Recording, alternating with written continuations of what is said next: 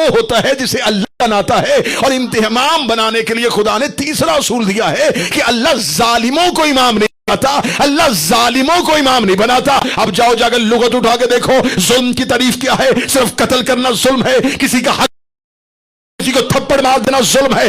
جاؤ جا کر لغت اٹھا کے دیکھو، لغت کہتی ہے ظالم اسے کہتے ہیں جو کسی کا حق غصب کرے، جو کسی کا حق غصب کرے، جو کسی کا حق غصب کرے اسے ظالم کہتے ہیں۔ اور اللہ کہتا میں ظالموں کو امام آتا، جو تیرا میرا حق کھا جائے وہ امام نہیں ہو سکتا، اور جو بطور کا حق کھا جائے۔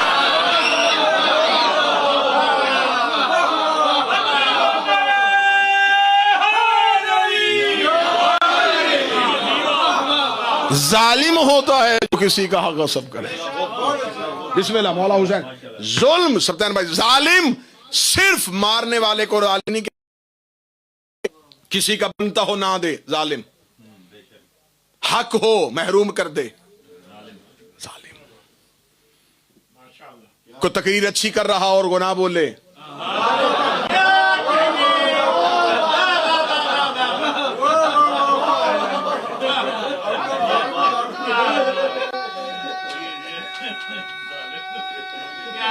بسم اللہ۔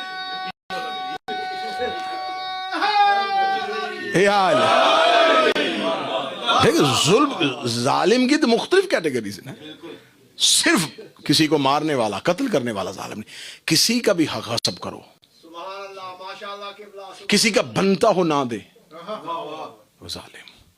قرآن میں ایک دعا ہے حضرت یونس نبی کی، بسم اللہ الرحمن الرحیم، لا الہ الا انت سبحانک انی کنت من الظالمین، تیرے سوا کوئی اللہ نہیں ہے، تو سبحان ہے، بے شک میں ہی ظالموں میں سے تھا۔ چھوٹے چھوٹے بچوں کو اسکول میں جو دعائیں نبیوں کی یاد کروائی جاتی ہیں، قرآنی دعائیں، تو مدارس میں یہ دعا یاد، بیٹا یہ نبی کی دعا ہے، یہ مخلوق کی نہیں ہے، نبی کی دعا۔ کس نبی کی دعا ہے؟ یونس نبی کی۔ کیا کہا اس نے؟ میرے اللہ مجھے، میں ہی ظالموں میں سے تھا۔ تو ثم العیاذ باللہ ثم معاذ اللہ، اگر یونس ظالموں میں سے تھا تو پھر وہ نبی کیسے تھا؟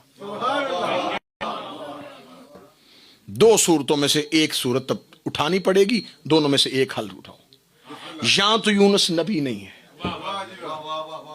یا یہ دعا یونس کی ہے نہیں، کیونکہ اس میں اقرار ہے، انی کنتو، بے شک، تحقیق، انی تحقیق کے لیے آتا ہے عربی زبان میں، زور کے لیے آتا ہے، کنتو من الظالمین، ظالموں میں سے تھا۔ اور جب کنتو آ جائے تو یہ کنتو کا سیگا جو ہوتا ہے یہ صرف ایک زمانے پر اطلاق نہیں ہوتا، اس کا ماضی سے بھی، حال سے بھی اور مستقبل تینوں سے تعلق ہوتا ہے جب کنتو آ جائے۔ کنتو نبیًا آدم و بین الماء والطین، میں تھا، میں ہوں اور میں رہوں گا۔ شیعوں کو کنتو سمجھ میں نہیں آتا، من کنتو،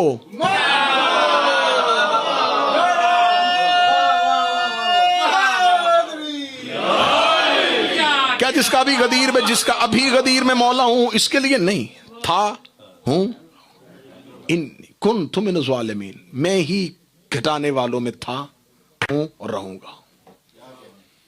یا تو بتاؤ یہ دعا نبی کی نہیں، کسی نے غلط تشریح کر دی ہے کہ یہ دعا نبی کی ہے۔ اگر یہ دعا نبی کی ہے تو پھر ثابت کرو کہ اگر معاذ اللہ نبی سے ظلم ہوا تھا تو پھر خدا نے تو قرآن میں کہا لا ینال عہد الظالمین، میں ظالموں کو عہدے دیتا ہی نہیں۔ ہے پریشان والی بات کہ نہیں ہے؟ خدا کی قسم لوگ اپنی مرضی سے قرآن بدل دیتے اگر اہل بیت قرآن کی تفسیر نہ کرتے۔ آج گھر گھر میں مرضی کا قرآن اور مرضی کا اللہ کا کلام، کیونکہ اللہ نے وضاحت دینے کے لیے کہاں زمین پہ آنا تھا؟ قیاس کرتے اور قیاس کرنے کے بعد کہہ دیتے بس یہ قیاس ہے اور یہی ہے، یہ قیاس ہے اور یہی ہے۔ صرف مسلمانوں میں وحد فرقہ فقہ جعفریہ ہے جس کے ہاں قیاس حرام ہے۔ ہم ذاتی سوچ کو، رائے کو مقدم ہی نہیں کرتے، ہمارے ہاں قیاس ہے ہی نہیں۔ ہم یہ کہہ ہی نہیں سکتے. ممبر پہ بیٹھا ہوا کوئی مولوی آپ کو تقریر کرتے ہوئے مجلس پڑھتے ہوئے کہہ دینا میرے خیال میں یہ ہے, گریبان سے پکڑ کے نیچے اتار دو. تو کون ہوتا ہے تیرے خیال میں؟ مذہب اہل بیت میں ذاتی خیال کا تو تصور ہی نہیں ہے. میرے خیال میں یہ ہے, میرے خیال میں یہ ہو سکتا ہے, میرے خیال میں یہ ہو سکتا ہے. یہ جتنے مذہب اہل بیت سے کٹ کے بنے تھے نا, یہ خیال میں بنے تھے. اور یہ بھی یاد رکھنا, شیعہ فرقہ نہیں ہے, شیعہ مذہب ہے. ہم فرقوں سے کٹ کے فرقہ نہیں بنے, ہم سے کٹ کے فرقے بنے. ہم سے دشمنی کر کے فرقے بنے, ہم سے بغاوت کر کے فرقے بنے. میں نے شاید 2 دن پہلے مانچسٹر المرزا میں مجلس میں کہا تھا کہ بہت بڑی غلط فہمی ہے جو کہہ دی جاتی ہے کہ اہل سنت کا ایک امام ہے, امام ابو حنیفہ, وہ مولا جعفر صادق کا شاگرد تھا. شاگرد وہ ہوتا جسے استاد قبول کرے. ہاں, یہ محفل امام میں ضرور بیٹھا ہے, اس نے دروس ضرور اٹینڈ کیے ہیں, کلاسز ضرور لی ہیں,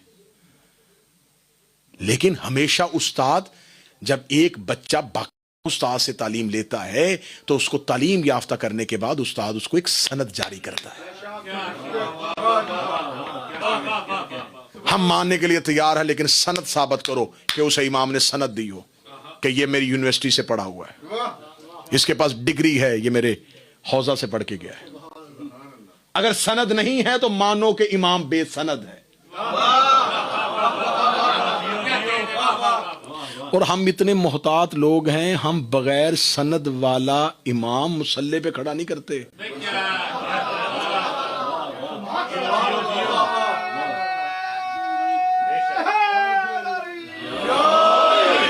پیش نماز امام عربی زبان میں کہتے ہیں آگے کھڑا ہونے والا. امام جماعت, امام نماز, امام جمعہ, امام نماز, جو آگے کھڑا ہو کے نماز پڑھاتا ہے نا, مذہب جعفریہ میں اس کے بھی شرطیں ہیں. وہ شرطیں پوری کرتا ہو تو اسے مصلی پہ کھڑا کرو, نہیں شرطیں پوری کرتا تو نہیں کرو. ہمارے ہاں ہے ہی نہیں کہ جو زیادہ وہ آگے کھڑا ہو جائے. اب جتنے مذہب, جتنے فرقے بنے وہ ہم سے کٹ کے بنے. سب سے پہلا مذہب جو کٹ کے ہم سے بنا تھا, جو سب سے پہلا ایک فقہ, ایک پہلا سکول آف تھاٹ جو ہم سے کٹ کے بنا تھا, وہ ابو حنیفہ نے بنایا. یہ امام صادق کی بارگاہ میں ہوتا تھا, اور امام صادق کی بارگاہ میں رہتے رہتے اس نے ذاتی قیاس کرنا شروع کر دیا, ذاتی رائے دینی شروع کر دیا. عباسیوں نے اس کو وظیفے دینے شروع کر دیے, اس کو دولت دے دی, مالا مال کر دیا. جب سرکاری منصب مل جائے, گورنمنٹ کوئی نہ کوئی عہدہ دے دے, کہیں اور سے آنا شروع ہو جائے, پروٹوکول سرکاری مل جائے, نمبر پلیٹ گرین ہو جائے,